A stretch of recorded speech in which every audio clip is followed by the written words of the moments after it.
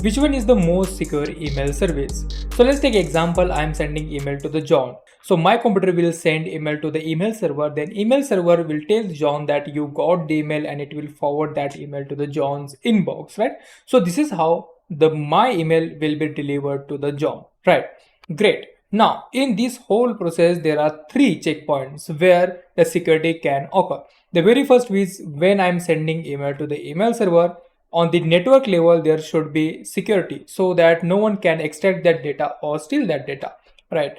The second thing is where the email is getting stored or forwarded from, right? So on the email server, all of that is happening. So second is security of the email server. And the third is where email server is showing the email from the John's inbox to the John, right? So that is also happening on the network level. So yes, there is a third point. Now in all of this scenario, there is a one weakest link which can go very wrong, which is the email server. Because our data is getting stored on the email server, that means the company will also have access to that particular data. And if there is any security flaw in that particular software or any backend things, then yes, there is a chance to leak that data also. And not only that, if you are in the country like India, then government can also request to read that particular data for security reasons, right? So how exactly the most secure email service will looks like? So let's say I want to send email from my computer to the John's computer. Then what will happen? There will be two keys generated. For me, there will be one public key and one private key, and for John, there will be one public key and one private key. On my computer, I will use John's public key to encrypt that particular email and send to the email server. Now, the email is completely encrypted. No one can read that particular encrypted email.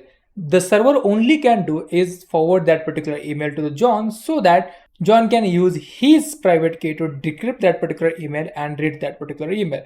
Now, in this whole process, there is no need to store that particular email into the email server as it is encrypted and useless for the company. Now, here is the thing. You might say that, okay, what about those keys, public and private keys? Are they stored on the server? And if they are, then what's the point in the security? Because companies can read that particular data anyway.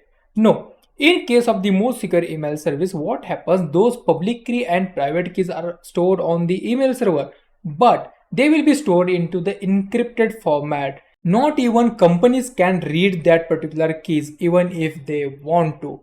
That's what we call zero access protocol. That means no matter what you do, the whole communication is end to end encrypted and no one can intercept data, no one can read the data, not even company which is running that particular service can read that particular data, right? So yes, the service name is Proton Mail and they are using all of these security. Not only that, Proton Mail is registered in the Switzerland and Switzerland has the most secure laws when it comes to the data privacy and protection. And that's the reason why in most of the countries Proton Mail service is completely banned as governments are not able to get hold on that particular service. If you want to learn more about the Proton Mail security and their products, then what you can do is go online, use the Google and read the data. That's all in this particular video. See you in the next and thanks for watching.